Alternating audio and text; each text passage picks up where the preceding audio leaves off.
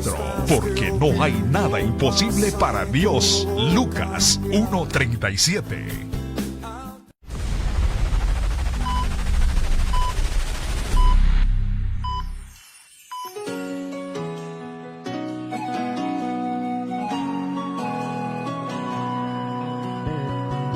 No es la muerte la peor tragedia en esta vida, es vivir la vida sin ningún sentido, alejado de Dios.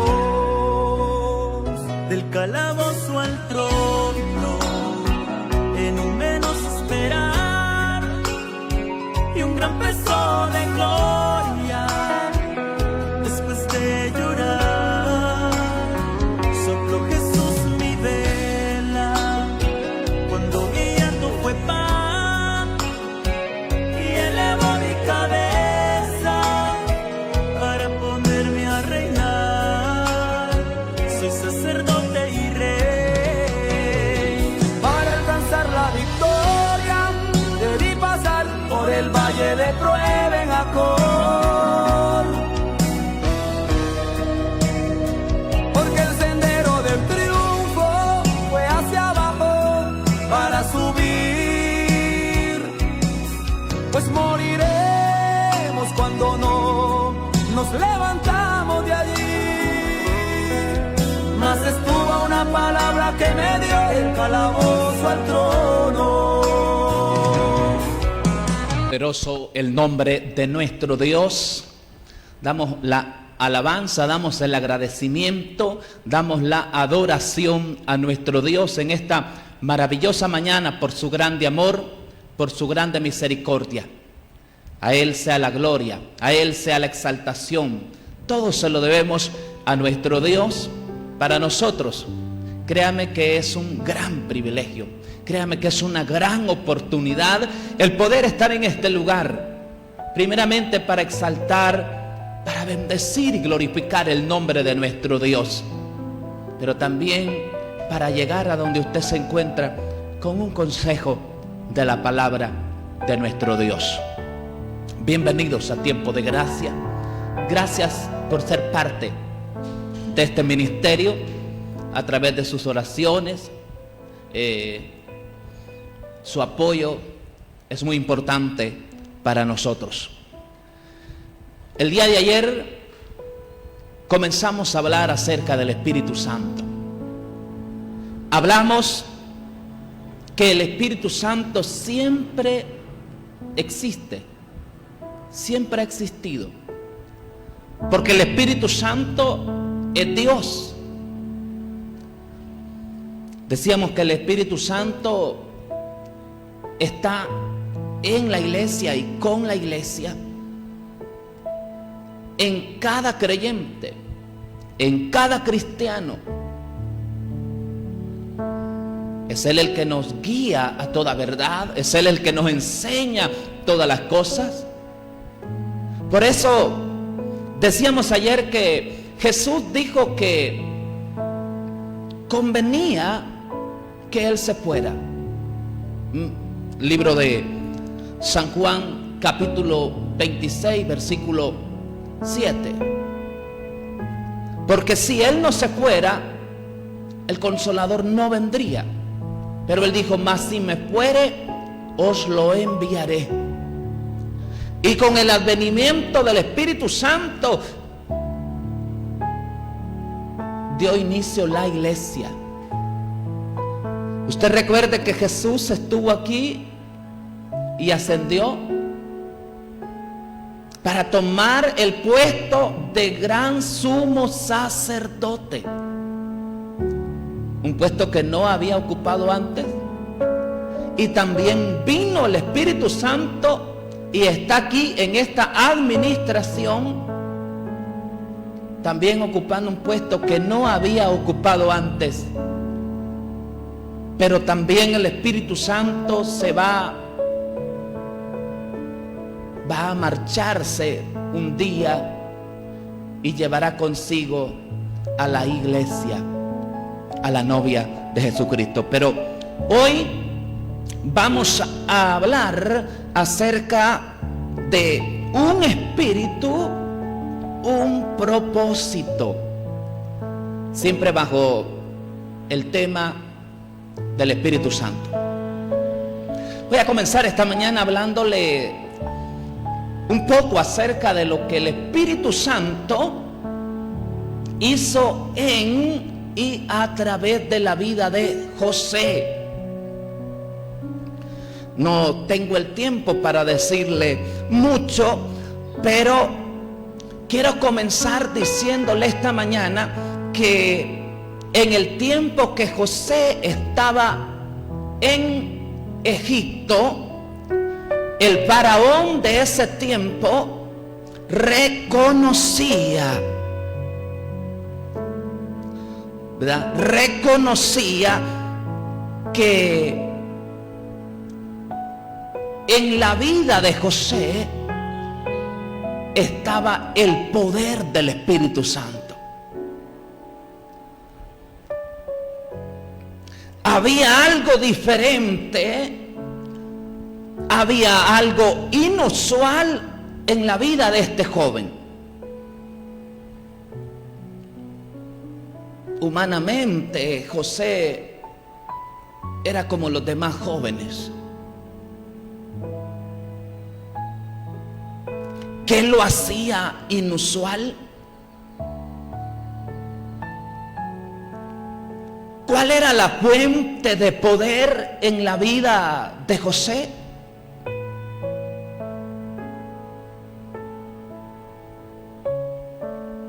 Porque Faraón reconocía que había algo inusual, algo fuera de lo común en la vida de este joven. Dice la palabra en el libro de Génesis, capítulo 41 y en el versículo 38.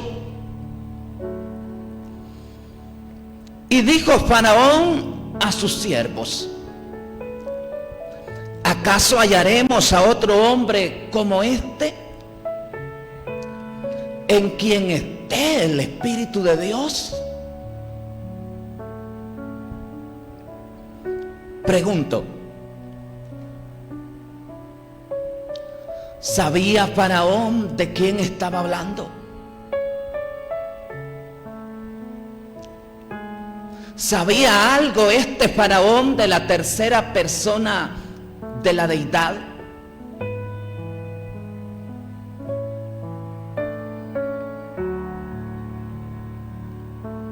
Lo que es seguro es esto: Faraón reconocía en la vida de José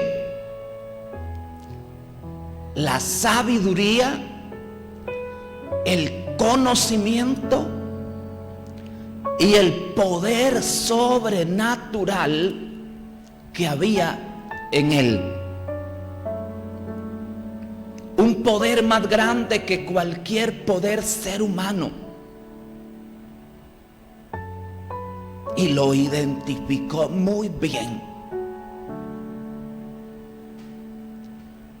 Era el poder de Dios. Era el Espíritu de Dios. No era el primero, debido a que anteriormente, cuando José es llevado a Egipto y lo compra Potifar, era un oficial de la guardia de Faraón.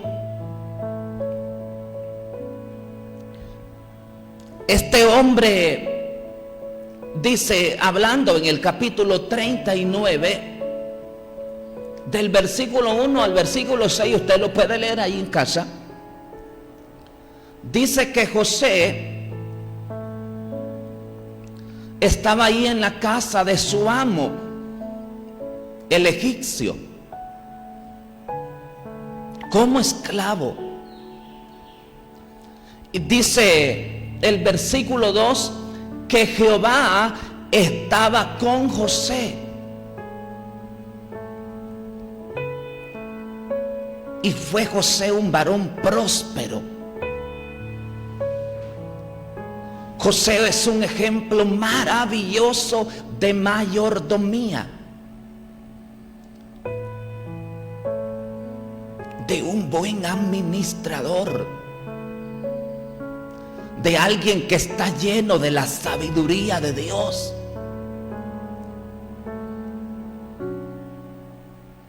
José era diligente. José era alguien emprendedor. José era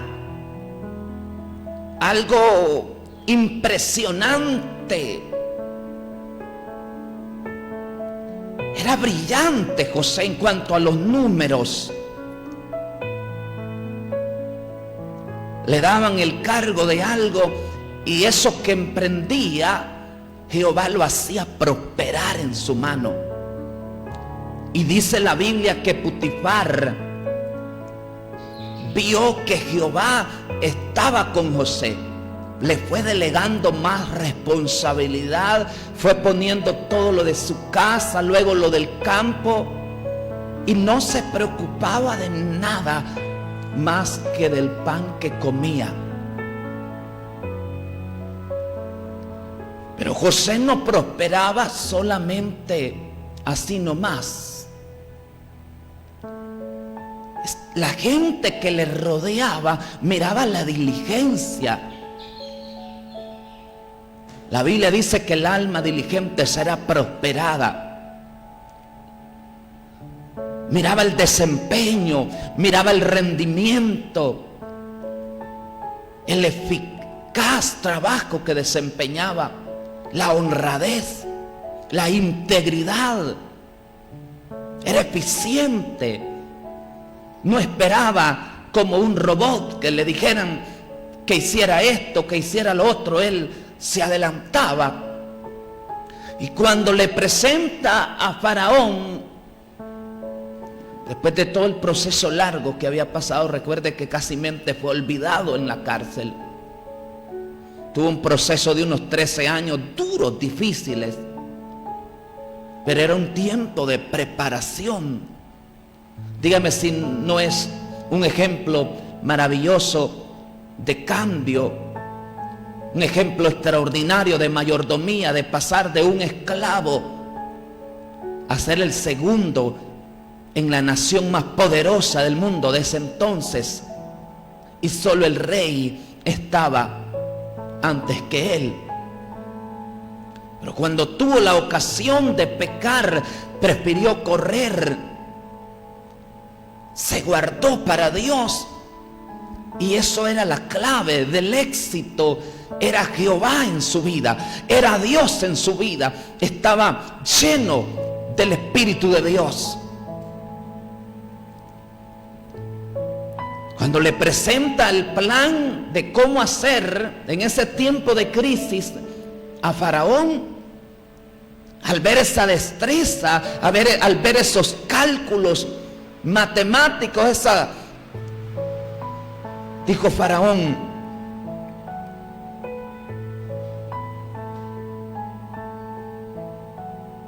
¿acaso hallaremos a otro hombre como este? Estaba rodeado de gente. Este hombre con habilidades, gente inteligente humanamente. Pero Faraón dice: no hay nadie más aquí en quien esté el Espíritu de Dios en su vida. Déjeme decirle que no tenemos tiempo para andar en todo, pero José supo cuánto sembrar en 7 años de abundancia, cuánto guardar, cuánto consumir para los 7 años de escasez. Cosas que nos hace falta muchas veces a nosotros. Tener un espíritu de ahorro, tener un espíritu de buenos administradores en todo sentido, para los tiempos como los que estamos viviendo.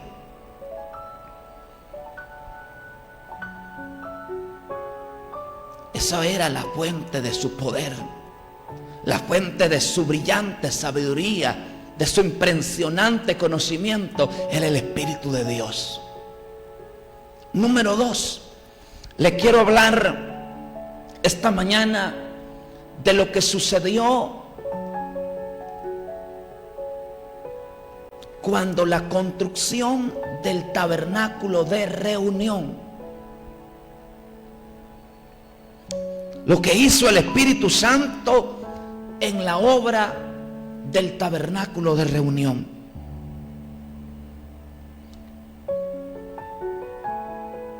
Una de las obras de arte más perfectas era el tabernáculo de reunión. En lo que a artesanía y mano de obra se refería, era absolutamente perfecto.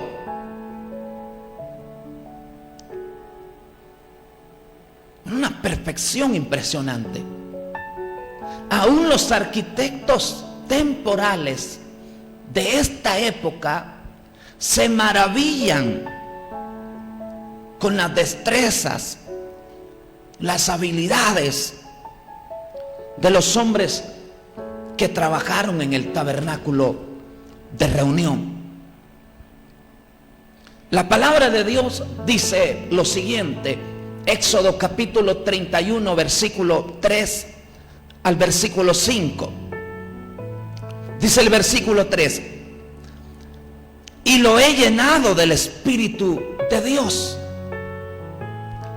¿De quién está hablando Dios aquí? Está hablando de Bezaleel. Bezaleel. ¿Quién era este varón?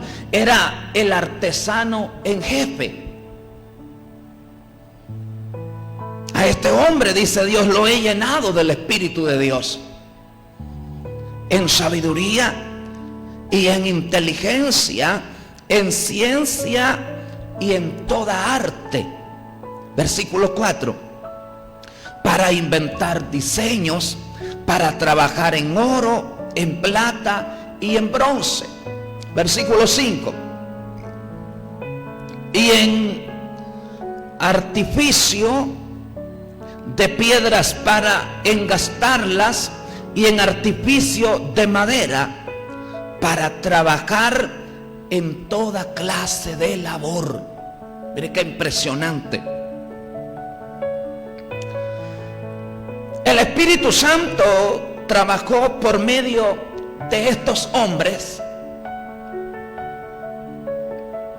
sin habilidades especiales.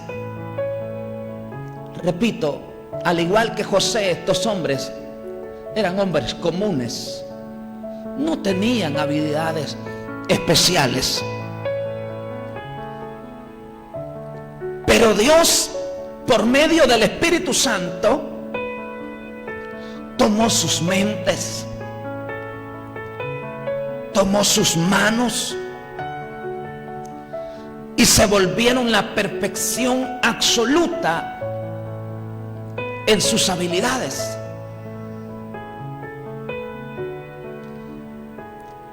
Esa obra la hicieron a la perfección.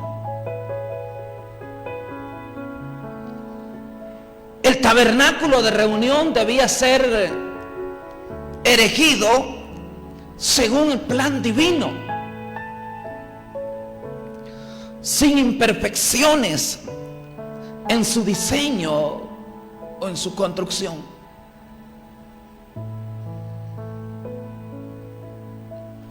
Debía ser una obra perfecta. Debía ser una construcción a la perfección bajo ese plan divino, para que hubiera un templo perfecto.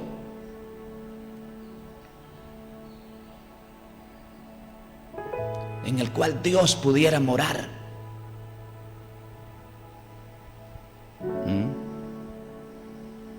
El secreto de su perfección se encuentra en el Espíritu Santo.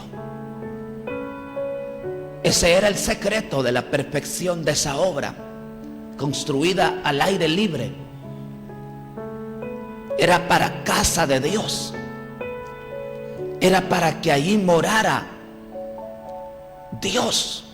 Por eso se llama tabernáculo de reunión. Era una obra perfecta, maravillosa, brillante. ¿Qué fue lo que hizo Dios?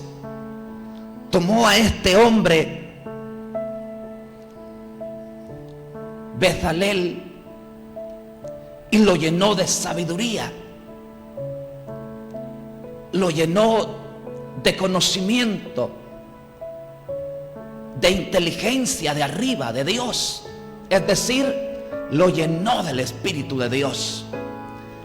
Y con él lo hizo ser alguien muy inteligente, muy sabio en esta obra, y le dio capacidad para enseñar, para instruir a otros y darles de lo que Dios le había dado a él. De esa manera es que estos hombres construyeron. Dios tomó a hombres comunes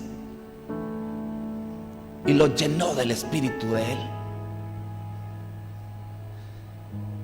¿Cuál era el secreto de su sabiduría? ¿Cuál era el secreto de sus habilidades, de esa perfección para tomar piedras preciosas, desgastarlas y dejarlas de una manera impresionante?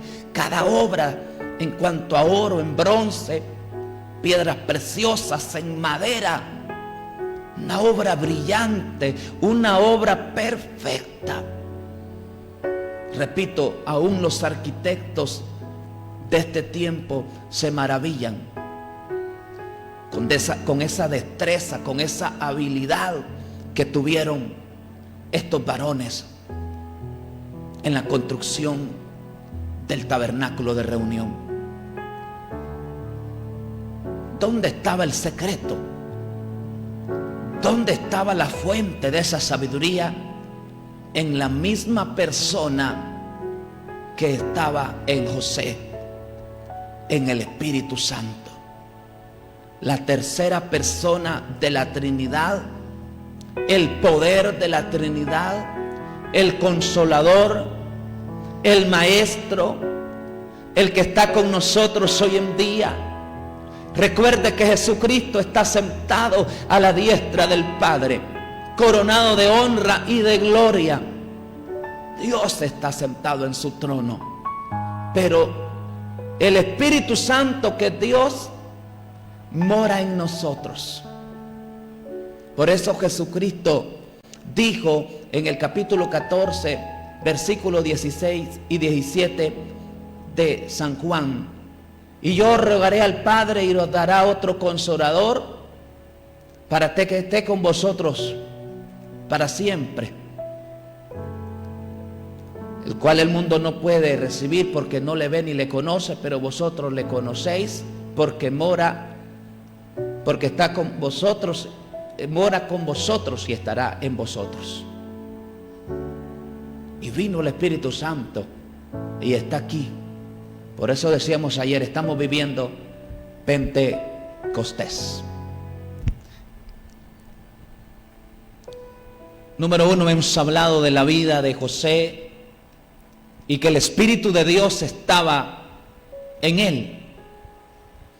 También hemos hablado en esta mañana acerca de que en la construcción del tabernáculo de reunión y su perfección, Dios llenó con el Espíritu de Dios a aquellos hombres y les dio las habilidades sobrenaturales para que hicieran la obra. Número 3, les quiero hablar del Espíritu Santo en la vida de Moisés y su liderazgo. el Espíritu de Dios estaba en la vida de Moisés,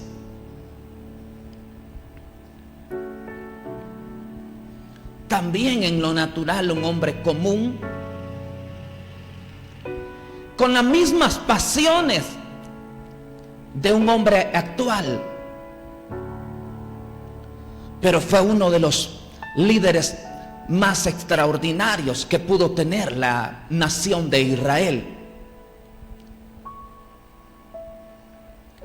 ¿Cuál era el secreto del poder en su vida? ¿Cuál era el secreto de ese éxito en su liderazgo? Era el poder del Espíritu Santo.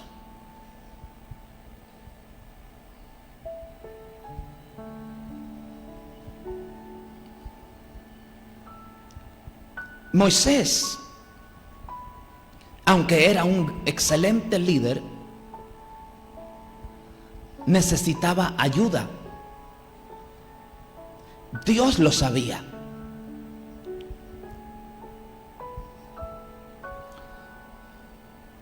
Necesitaba asesores. Necesitaba un equipo de apoyo. Pero ese equipo de apoyo sería solo un impedimento, al menos que ellos también tuvieran el mismo pensar y el mismo propósito. Por eso era necesario que el mismo espíritu que tenía Moisés estuviera en ellos.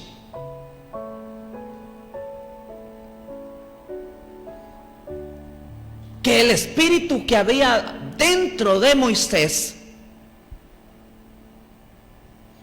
también viviera en aquellos 70 hombres o ancianos que iban a asesorar a Moisés en su liderazgo en aquella nación. Libro de Números, capítulo 11, versículo 17 dice: y yo descenderé y hablaré allí contigo, y tomaré del espíritu que está en ti, y pondré en ellos,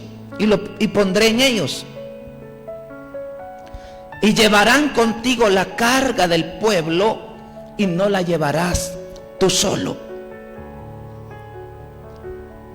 Versículo 25 dice lo siguiente: entonces Jehová descendió en la nube y habló,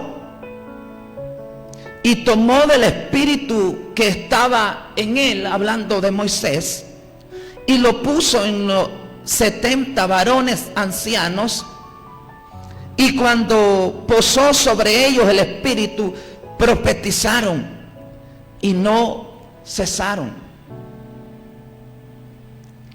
Usted recordará que aún uno de ellos que no había ido a ese lugar, se había quedado aparte, allá comenzó a profetizar.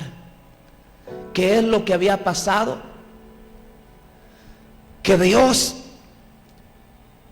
llenó a estos 70 ancianos, este equipo que iba a asesorar a Moisés e iba a ayudar a Moisés en el liderazgo de Israel. Dios lo llenó de su espíritu. Como resultado, estos 70 hombres que ahora poseían un propósito unificado, una unidad de pensamiento y espíritu de Dios, fueron separados para convertirse en consejeros, asistentes y asesores en la responsabilidad de supervisar a la nación de Israel. Es que es muy difícil para una persona llena del Espíritu Santo trabajar, óigame, en perfecta armonía y unidad de propósito con alguien que no esté lleno del Espíritu Santo. Cuando hablo de estar lleno del Espíritu Santo, no estoy hablando de danzar, no estoy hablando de hablar en lenguas o profetizar o cualquier otro don. Estar lleno del Espíritu Santo es andar como Cristo anduvo.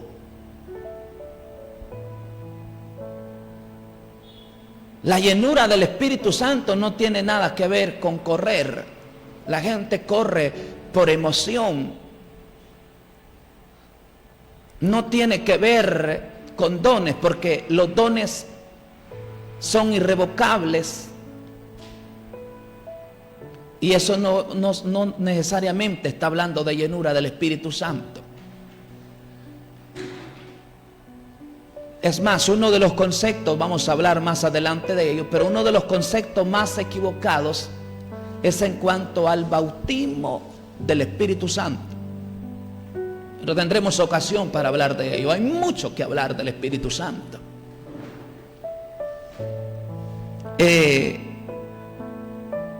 Hay gente que es renacida, o sea, ha nacido de nuevo, pero es un cristiano carnal. No quiere decir que no sea salvo, no quiere decir que no tenga dones. Usted recordará que uno de los ejemplos de esto es la iglesia de Corinto. Tenía todos los dones, pero era una iglesia carnal. Mucha gente cree que el tener dones, habilidades, el tener varios dones significa que está lleno del Espíritu. No, hoy en día es diferente. Hay gente que todavía tiene el concepto de que si el predicador está lleno del Espíritu, tiene que estar sudando en el altar, tiene que correr, tiene que causar un impacto, su tono de voz, y eso no es así. Tiene que ser ruidoso. Déjeme decirle que cuando más ungida está la gente, muchas veces menos ruido quiere hacer. Pero sus obras, sus acciones, su testimonio habla de que está lleno del Espíritu Santo. Entonces es muy difícil trabajar en armonía con alguien que no piensa igual. Un cristiano espiritual es muy difícil que trabaje en armonía con un cristiano carnal. Ambos son renacidos. Ambos tienen dones. Pero en cuanto a la obra del ministerio, hay diferencia. Primera de Corintios, capítulo 2, versículo 16, está hablando del pensar en Cristo, de Cristo. Dice: porque ¿quién conoció la mente del Señor? ¿Quién le instruirá? Mas nosotros tenemos la mente de Cristo. Hay una diferencia cuando el Espíritu Santo toma la vida de un individuo, su mente, su cuerpo, y lo llena por completo y le da la mente de Cristo. ¿Cuál es el pensar de esa persona? El pensar de Cristo.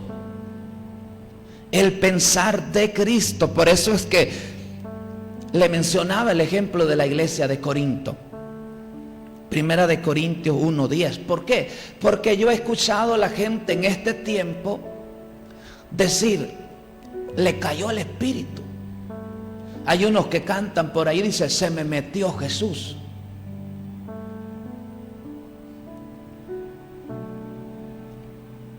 Le cayó la unción.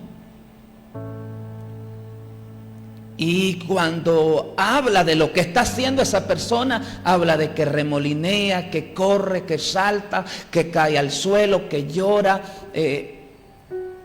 Eso no es la obra del Espíritu Santo. La obra del Espíritu Santo es que desde que alguien es un amigo, como dice la persona, está trabajando, no en él, pero sí con él. Porque Él es el que le guía, le lleva a sentir la necesidad de arrepentimiento, de volverse a Dios. Y una vez que lo lleva al arrepentimiento, el Espíritu Santo condena para sentir la necesidad de arrepentimiento, la necesidad de salvación. Nos lleva, por eso el Espíritu Santo siempre glorifica a Jesús, decíamos ayer. Siempre glorifica a Jesús, porque Jesucristo derramó su sangre, dio su vida en propiciación. Él pagó el precio. Entonces el Espíritu Santo nos lleva a que nos sintamos culpables hasta arrepentirnos.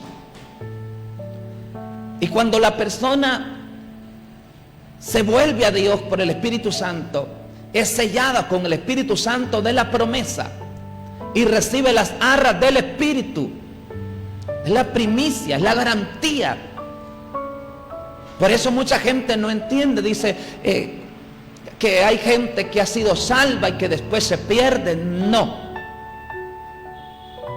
Si se fue es porque no era salvo, porque no había entrado, porque aquel que ha sido sellado no fue sellado por un tiempo. Dice que fuimos sellados para el día de la redención. Es vida eterna. Depende del sacrificio que hizo Jesucristo y no de nuestras obras. El que está alejado de Dios lo que tiene que hacer es aceptar ese regalo, es aceptar ese indulto de Dios por medio de Jesucristo. Os ruego pues, hermanos, por el nombre de nuestro Señor Jesucristo, que habléis todos una misma cosa y que no haya entre vosotros divisiones, sino que estéis perfectamente unidos en una misma mente y en un mismo parecer. Esto dice 1 Corintios capítulo 1 versículo 10.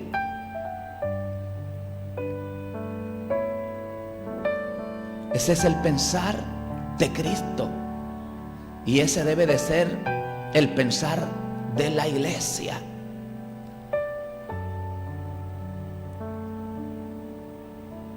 Libro de Efesios capítulo 5 versículo 18 dice: no os embriaguéis con vino, en el cual hay disolución. Usted sabe lo que sucede cuando usted digiere, hace una disolución de algo en algo líquido, de un polvo, de algo. Eso hay en el vino, hay disolución. Más bien sed llenos del Espíritu Santo, es un mandamiento. Ya no es como en el Antiguo Testamento. En el Antiguo Testamento no estaba el Espíritu Santo sobre todo el pueblo. Hoy sí, hoy todo creyente, hoy todo renacido está sellado con el Espíritu Santo de la promesa. Está sellado con el Espíritu Santo para el día de la redención. Y dice la Biblia que no hay que contristarlo, no hay que entristecerlo. Por eso le decía ayer lo que dice 2 de Corintios capítulo 13 versículo 14. la comunión del Espíritu Santo, la gracia de nuestro Señor Jesucristo, del Señor Jesucristo, el amor del Padre, de Dios y la comunión del Espíritu Santo esté con vosotros, dijo Pablo. Esa es la bendición apostólica. Para ir cerrando, las Escrituras no habían dicho que Moisés tuviera en su vida al Espíritu Santo, ni que él le diera poder y sabiduría, pero eran evidentes los resultados del Espíritu Santo en su vida y en su liderazgo. Hemos visto 3 maravillosos ejemplos en la vida de José. El mismo Faraón lo reconoció.